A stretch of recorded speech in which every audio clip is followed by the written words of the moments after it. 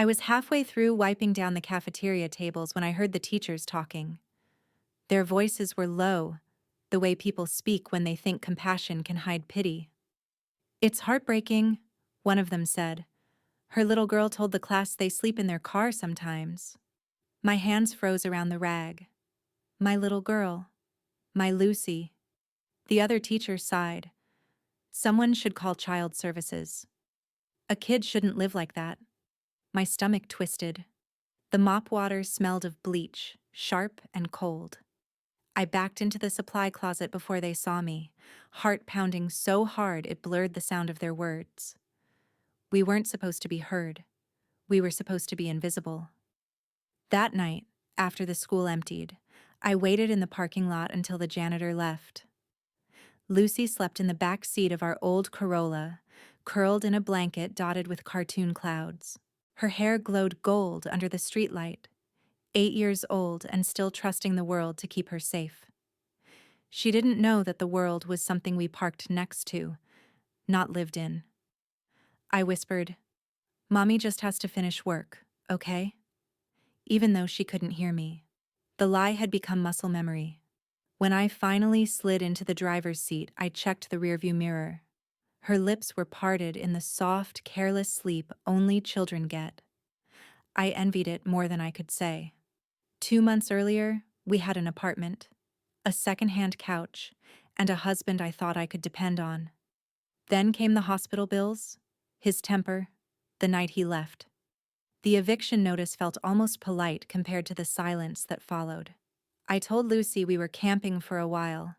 She liked the sound of that. We parked near a playground so she could wash her hands in the restroom before school. I'd braid her hair by flashlight, then drive her to class pretending we'd come from home. I thought I could keep it up until payday. I didn't plan on her telling anyone. The next morning, my phone buzzed while I was refilling paper towels at work. The caller ID read Lincoln Elementary. I answered with my best cheerful tone. "Hi, Claire speaking." "Mrs. Parker," said the voice of Lucy's teacher. "We'd like to schedule a quick meeting about Lucy. Are you available this afternoon?" "Of course," I said automatically, even though my shift ran until 6. She added gently, "It's nothing serious. We just want to make sure you're getting the support you need." Support. That word sounded like a warning. I showed up wearing my cleanest shirt, hair tied back, pretending confidence. The counselor smiled, offered water, and gestured to the chair across from her. "Lucy's doing great academically," she began, but she mentioned that sometimes you sleep in your car. "Is everything okay at home?" For a second, I considered telling the truth, that we had no home, that I worked 2 jobs and still couldn't afford deposits or references. But the image of Lucy's face if someone took her away slammed into me like a wave. So I smiled. "Oh, she must have meant our road trip weekends. She gets stories mixed up sometimes." The counselor studied me. Too kind, too smart. "Just checking. If you ever need resources, we can connect you." "Thank you," I said, gripping the edge of my purse so hard my fingers ached. After that meeting, I spent what little money I had printing fake lease papers on the library computer. I needed proof of address for school records. I listed a building I cleaned at night. The irony made me laugh. Quiet. Bitter. That night in the car, Lucy told me her teacher gave her extra snacks because she worries about us. She said it like a compliment. I kissed her forehead and said, "See? People care about us." She didn't hear the tremor in my voice. First retention beat, /subscribe queue, natural. When you're desperate, a lie can feel like love in disguise. If you've ever hidden pain just to protect someone you love, you'll understand what I did next. Stay with me, because this is where everything starts to unravel. The forged lease looked convincing from a distance. My name sat neatly beside a fake address and a fake landlord's signature I copied from an ad. I folded it carefully and slid it into Lucy's backpack. Proof, in case anyone asked. Proof that we belonged somewhere. That night, I drove to the grocery store parking lot where the lights stayed on all night. Lucy fell asleep to the hum of the air conditioner, clutching her stuffed rabbit. I leaned my head against the window and whispered, "Just 2 more paychecks, baby. Then we'll have something real." Outside, a security guard tapped on the window and motioned for us to move along. I smiled, started the car, and drove to another lot. The lie had bought me time, but not rest.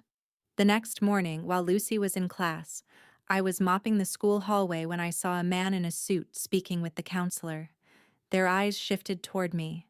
Something in my chest went cold. The counselor approached.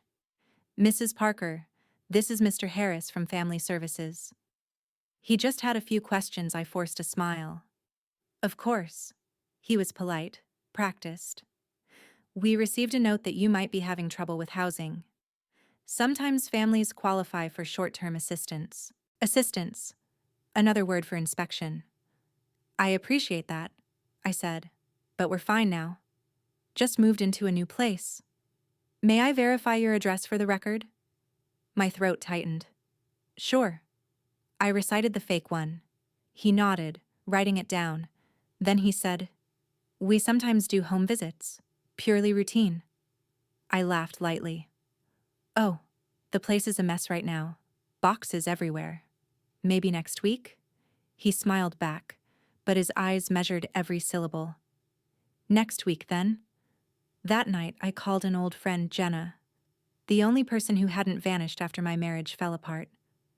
"Could I borrow your living room for a few pictures?" I asked, trying to sound casual.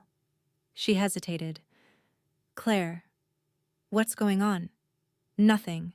I just need it for work paperwork." She didn't press. By morning, I'd staged the photos. Lucy drawing at Jenna's kitchen table, me pouring juice in the background, boxes stacked neatly to suggest moving in. I sent them to Mr. Harris with a cheerful message. He replied, "Looks wonderful. See you next week." My stomach dropped. The pictures had only postponed the storm. The following days blurred into routine: work, school, gas stations, sleep. Lucy chattered about her spelling tests, her new friend Mia, her teacher's funny stories. She never mentioned the car. Maybe she understood our secret better than I thought. One evening she asked, "Mom, can Mia come over?" My chest clenched. "Maybe when we're settled in." She accepted the answer easily, humming to herself. Children forgive what they don't understand. A week later, rain poured so hard it sounded like applause on the car roof. The windows fogged, turning the outside world into smeared lights. I was counting change for breakfast when Lucy whispered, "Mom, I like our car house." I smiled in the dark. "Yeah? Why's that?" "It's cozy. And we're together." That simple truth broke something in me. I turned away so she wouldn't see the tears. Together? Yes, but barely. Next morning, the school secretary stopped me in the hall. "Mrs. Parker," Mr. Harris called. "He'll be doing that home visit tomorrow afternoon. Tomorrow. No time to invent new walls. No time for more photos." I nodded, pretending calm. "Perfect." "We'll be ready inside," Panic roared.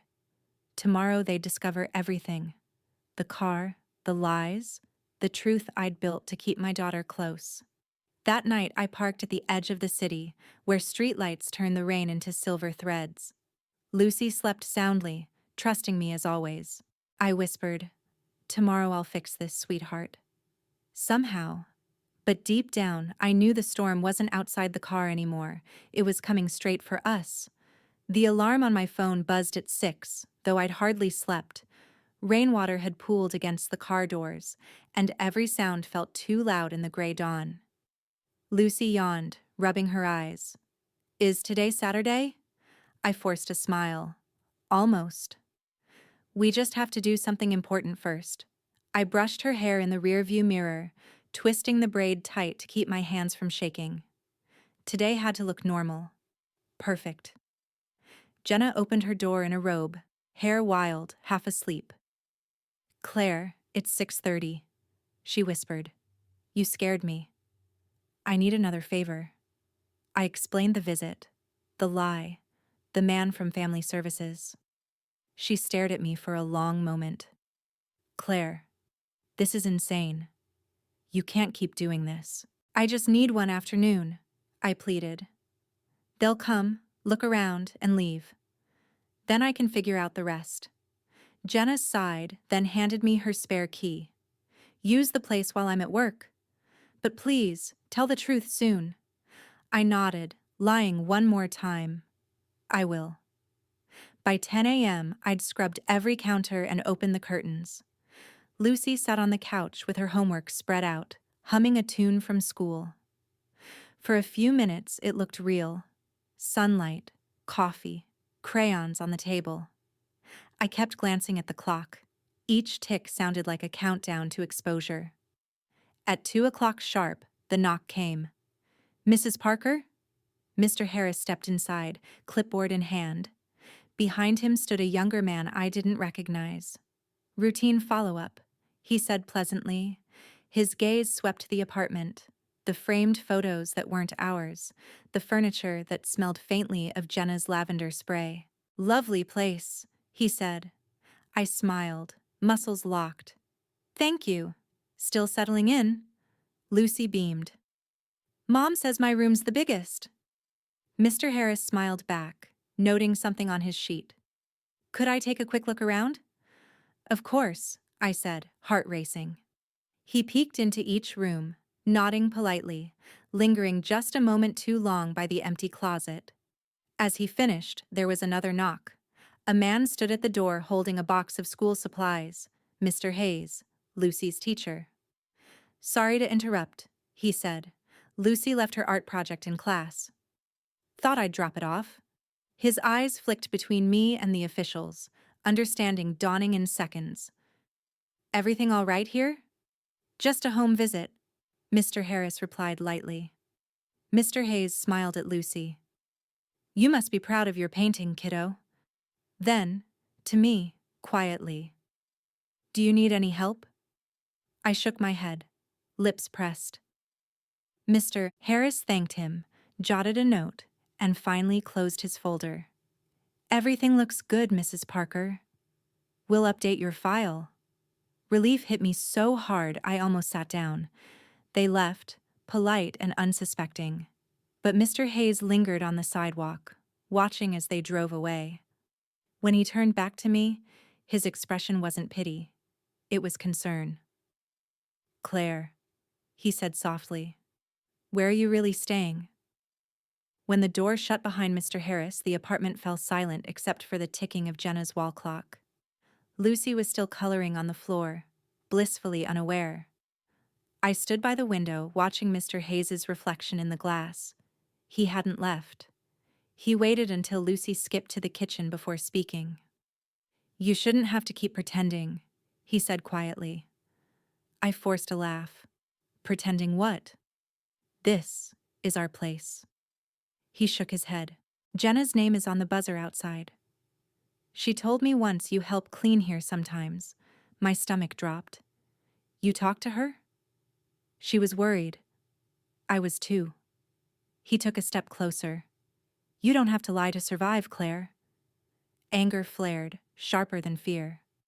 Don't you dare judge me. You have no idea what it's like to choose between pride and your child. I'm not judging, he said. I'm offering help. Help means reports. Reports mean caseworkers.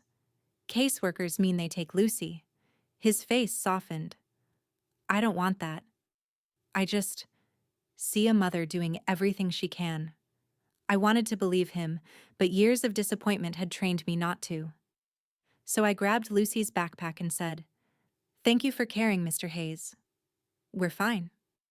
Then I closed the door. By evening, the rain had returned. I drove Jenna's borrowed car keys back to her place, heart pounding with leftover adrenaline. Lucy hummed in the back seat, holding her art project. At a red light, she said, Mom, Mr. Hayes asked if I like my new house. I told him it's really Aunt Jenna's. The light changed, but I couldn't move.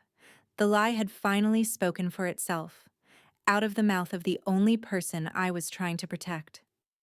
I forced a smile. That's okay, honey.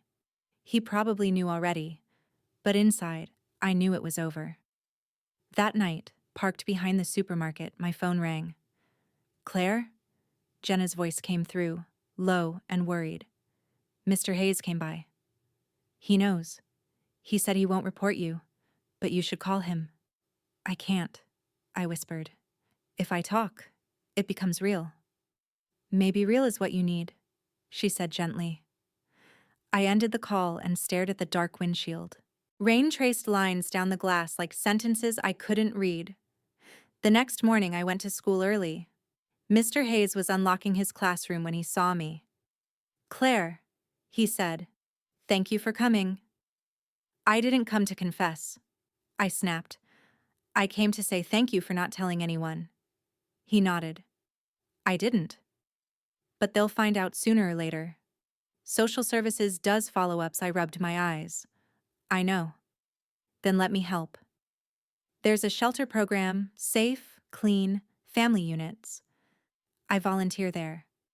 I can't drag Lucy into that. You'd rather she stay in the car? His words cut, but not cruelly, like a surgeon, not a judge. I didn't answer. He lowered his voice. You don't have to trust the system. Just trust one person. Something in me cracked then. Maybe it was exhaustion, maybe grace. Just for tonight, I said. The shelter smelled faintly of disinfectant and new paint. Rows of small rooms lined the hallway, each with a single bed and a poster that said, "You're safe here." Lucy twirled in the doorway. It's like a hotel, Mom. Mr. Hayes smiled. See? She already loves it. I looked around. Clean sheets, a lamp, 4 walls that were actually ours for the night. Tears stung my eyes. I don't know how to thank you. You just did, he said. Later, after Lucy fell asleep, I sat on the bed and whispered to the dark. This isn't home, but it's the first place that doesn't feel like hiding. I didn't know that tomorrow Family Services would call again, this time with questions I couldn't dodge. The shelter's morning light was softer than I expected, filtered through curtains that didn't rattle with traffic noise. Lucy was still asleep, her hair fanned out on the pillow, the faintest smile on her lips. For the first time in months, she'd slept through the night without stirring. I stood at the window, watching the city stretch awake. A bus sighed at the corner, people in clean clothes and coffee cups marching toward their day. I felt like a ghost, present, but unseen. When Mr. Hayes arrived with breakfast trays, I thanked him awkwardly. He waved it off. Eat first, talk later. But I knew talking was coming, and not just from him. At noon, the shelter coordinator knocked on my door holding a phone. Claire, it's for you. Family Services. My hands turned cold before I even touched it. Hello. Mrs. Parker, this is Mr. Harris. We'd like to follow up on your case. We tried your listed address, but... He hesitated, as if already knowing. Could you come to our office tomorrow morning? Is there a problem? Just clarification, he said, but his tone carried the weight of paperwork, suspicion, consequences. I hung up and stared at the wall. Lucy tugged my sleeve. Mom, are we in trouble? No, sweetheart. My voice cracked. We're just going to tell the truth. That evening, Mr. Hayes found me sitting outside under the shelter's flickering porch light. I heard about the call, he said. I can't fake it anymore, I admitted. The lies keep getting heavier. He nodded. Then tomorrow, you tell them everything. I'll go with you. I shook my head. You've done enough. He smiled gently. Claire, helping isn't charity. It's respect. You fought harder than most people ever have. Let me stand beside that. His words settled somewhere deep, where exhaustion met gratitude. For the first time in years, I didn't feel completely alone. The next morning, the waiting room smelled like old paper and coffee, Lucy sat beside me, swinging her feet nervously. Mr. Harris entered with a clipboard, eyes soft but professional. "Mrs. Parker," he began, "your case file doesn't match the address we visited. Would you like to explain?" I nodded. "Yes, I lied." He blinked, surprised by the bluntness. "Why?" I swallowed hard. "Because I thought telling the truth would mean losing my daughter. We've been living in my car for months. I work nights at the school and clean offices in the mornings. I wasn't trying to trick you. I was just trying to protect her." Lucy squeezed my hand. "Mom didn't do anything bad," she whispered. Mr. Harris's expression softened. "I know, sweetheart." He looked back at me. "Thank you for being honest. But we still have to assess living conditions." Mr. Hayes, who'd been silent until now, spoke up. "She's already staying at the family shelter I volunteer with. Safe, clean, and supervised. She's also employed steadily. She's done everything right, just without support." Mr. Harris nodded slowly. "That helps. I'll need to confirm it." I braced for judgment, but instead he said quietly, "You're not the first mother who's been scared to ask for help. We'll review this together." For a moment, the room stopped spinning. Maybe honesty wasn't punishment. Maybe it was relief.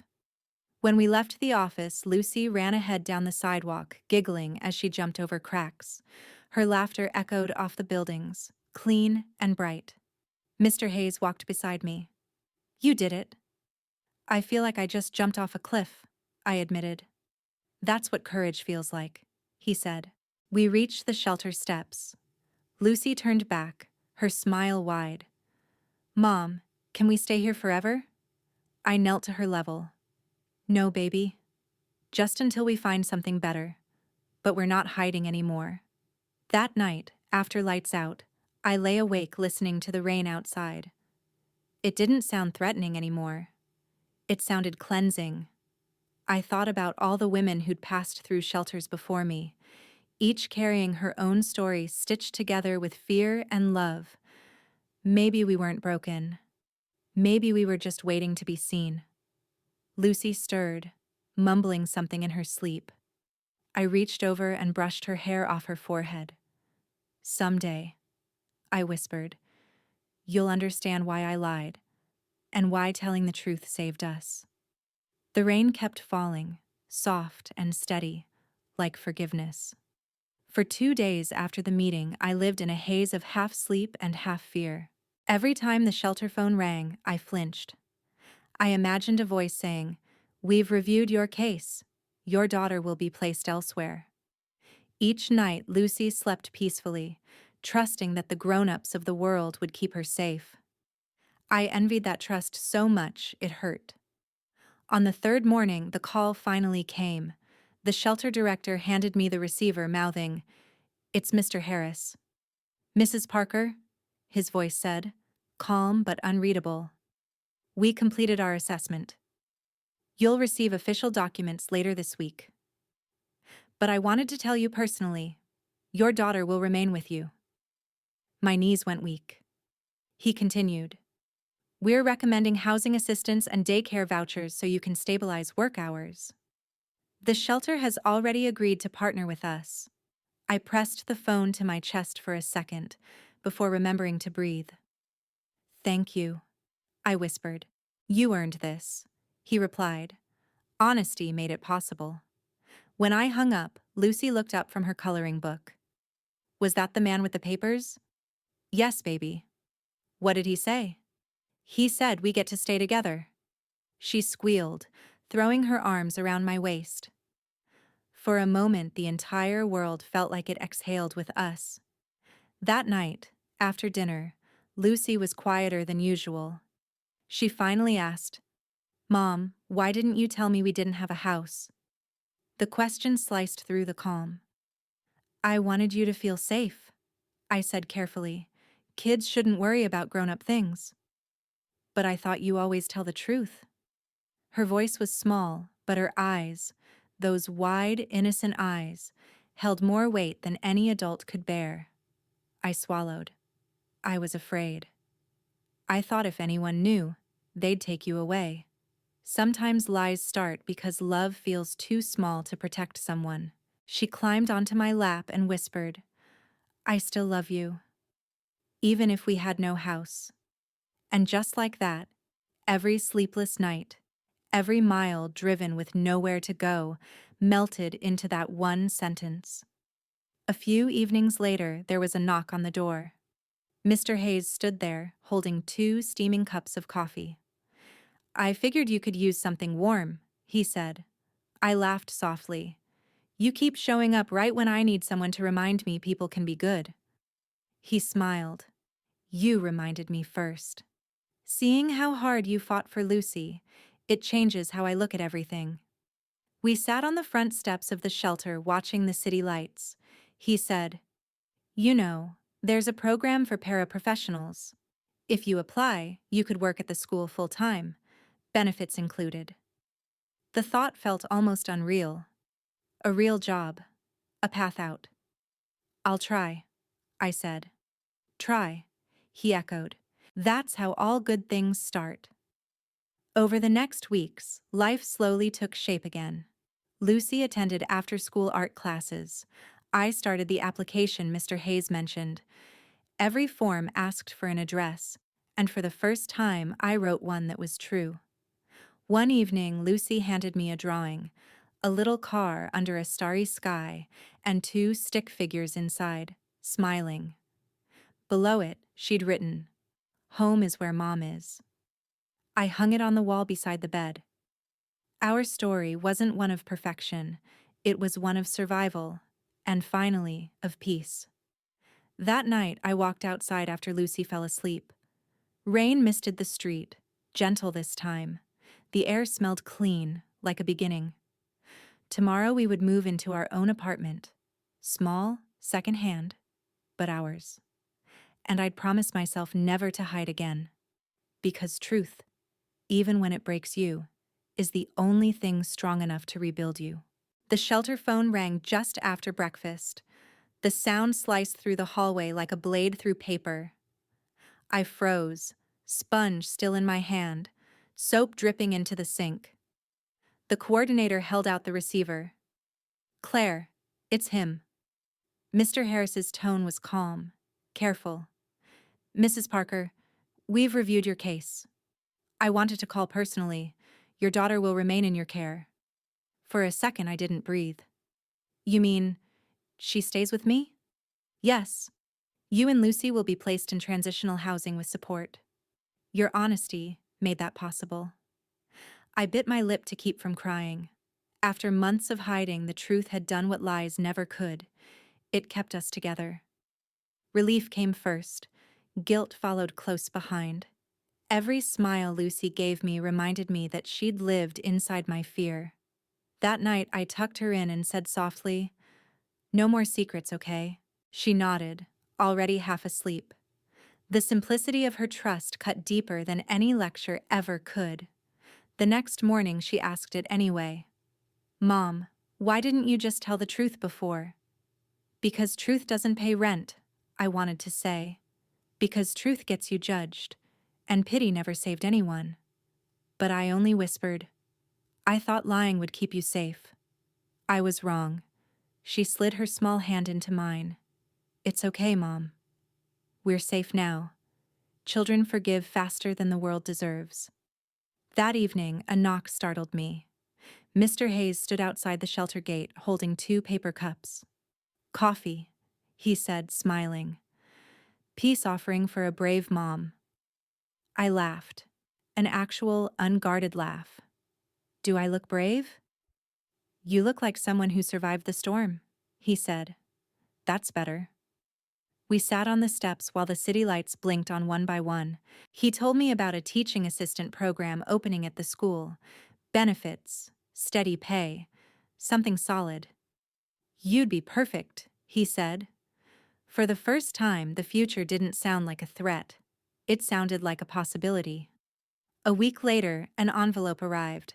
Transitional housing approved. Unit 4B, Willow Court. I traced the printed letters with my thumb until the ink smudged. An address. A real one. Lucy danced around the room when I told her. Can we paint the walls pink? We can paint them any color you want, I said. That night, lying on the thin shelter mattress, I whispered to the dark, we did it, baby. The truth didn't take you away. It brought us home. Outside, rain tapped gently against the window, no longer a threat, but a lullaby. Tomorrow we'd start over. Different, humbler, honest.